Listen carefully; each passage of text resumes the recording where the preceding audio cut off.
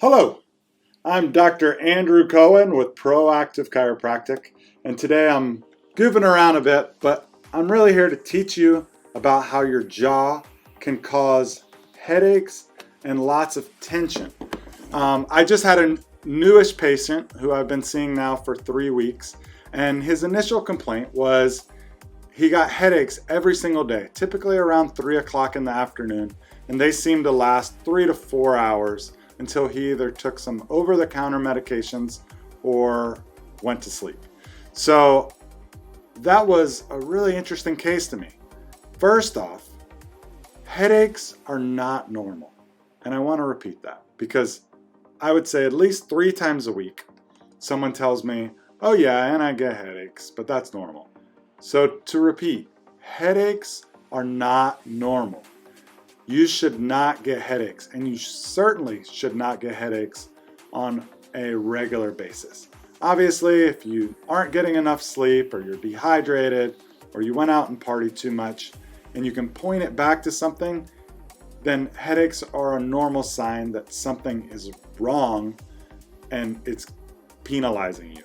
But certainly, if you do not know the mechanism of the headache, like it isn't one of those simple things like I drank too much alcohol, or I didn't drink enough water, or I haven't slept enough, then you need to get that figured out. But one of the things that are constantly overlooked on headaches is the jaw. So I want to spend a little bit of time with you talking about why the jaw is so critical to headaches.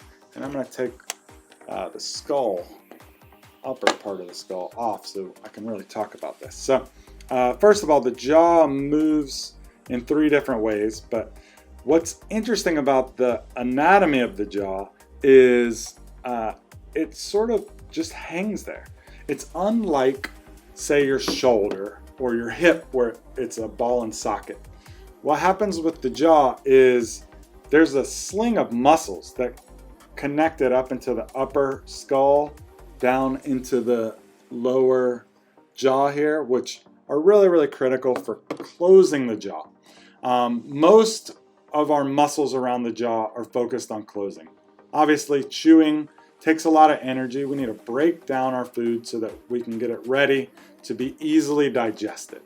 But it is critical that those closing muscles, typically the masseter and the temporalis up here, are relaxing when they're not in use. And if they are totally contracted, then it makes it so that joint doesn't move the way it should. And that's where our problems lie.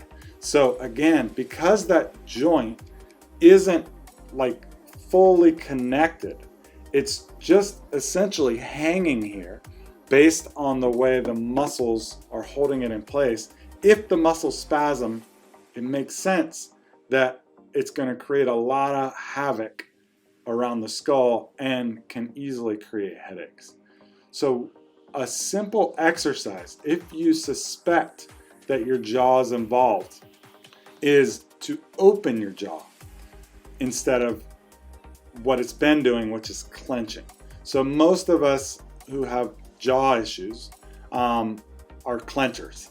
And so you might have even heard that from your dentist or someone else. Maybe your partner mentions that you're grinding your teeth when you're sleeping. That is a lot of tension on these closing muscles. So one thing you can do when you wake up is to open the jaw. And a simple exercise is to open into 2 fingers. I do not want the thumb there.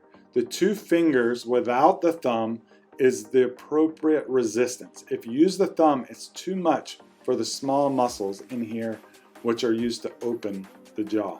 So 2 fingers like this, just open, and maybe do it 6 to 10 times. If you think about your arm, your bicep, when it contracts, it neurologically shuts off the tricep. So you cannot contract both your bicep and your tricep at the exact same time. They're like a seesaw. The same thing is true with the jaw. You can't clench the jaw and then open the jaw at the same time. So neurologically, you are relaxing the closing muscles just by opening your jaw repetitively.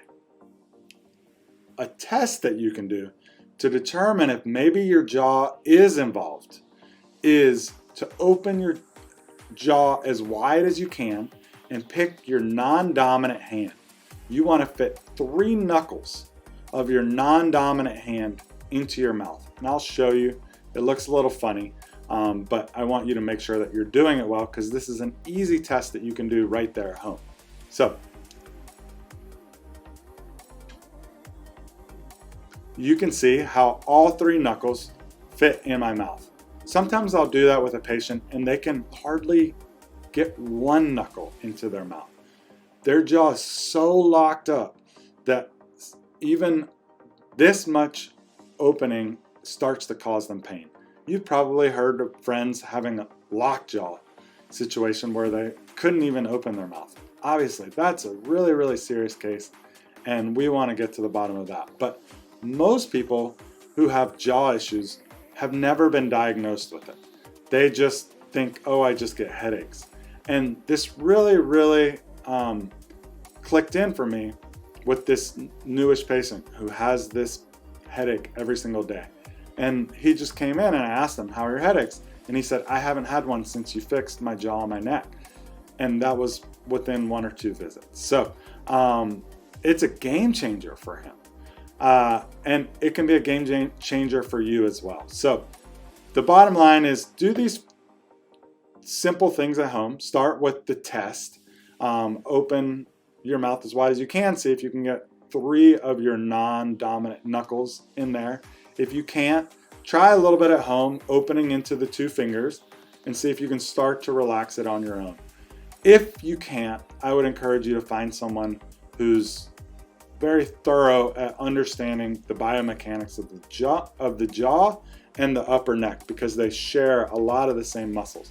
And I always joke that they're best friends, the jaw and the neck. And so you can't really fix one without addressing the other, because they share so many of the same sort of muscle balance stuff, both in the front of the neck and also in the upper occipital region, like up here. So try those things. Hopefully they make a big difference for you. And if not, find someone who's good. And anyone who's around the Bay Area, I would love to absolutely help figure things out. So the first step is to book a consult, which is at no charge, and we can figure out if it seems like it's a good fit for us. And if you've already tried these exercises, we can jump right into more thorough questions. So wishing you the best. I hope you feel better soon. Take care.